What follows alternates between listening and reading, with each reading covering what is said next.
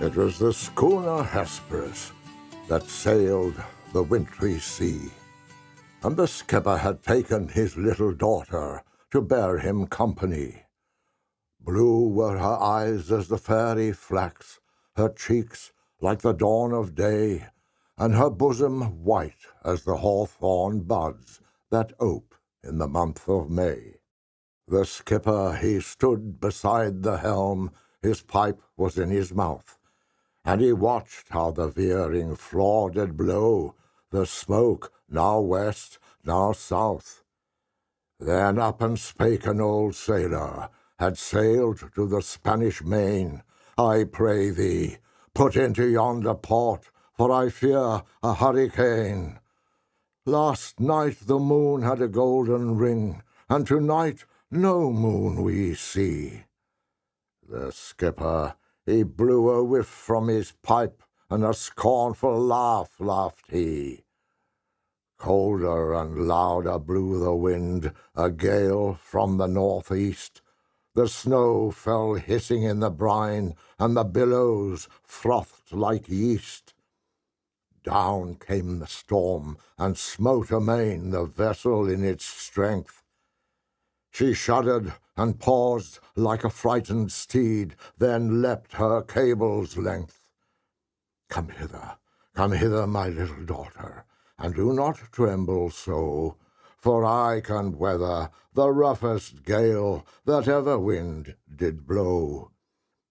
He wrapped her warm in his seaman's coat against the stinging blast. He cut a rope from a broken spar and bound her to the mast.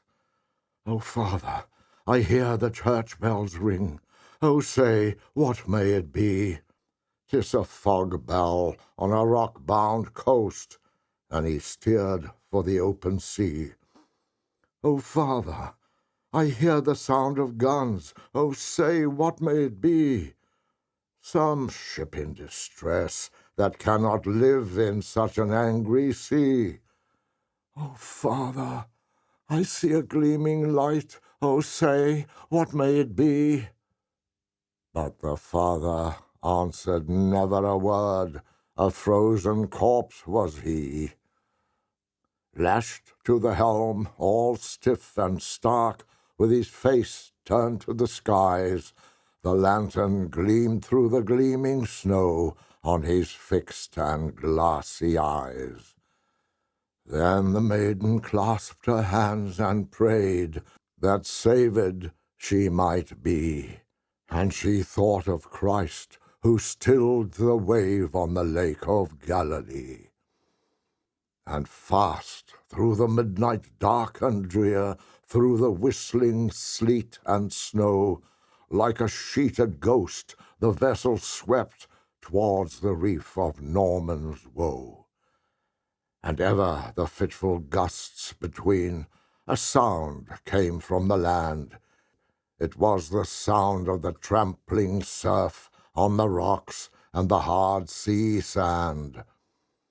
The breakers were right beneath her bows. She drifted, a dreary wreck, and a whooping billow swept the crew like icicles from her deck.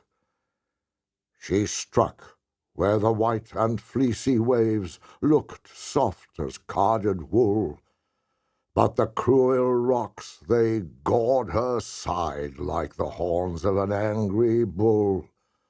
Her rattling shrouds, all sheathed in ice, with the masts went by the board.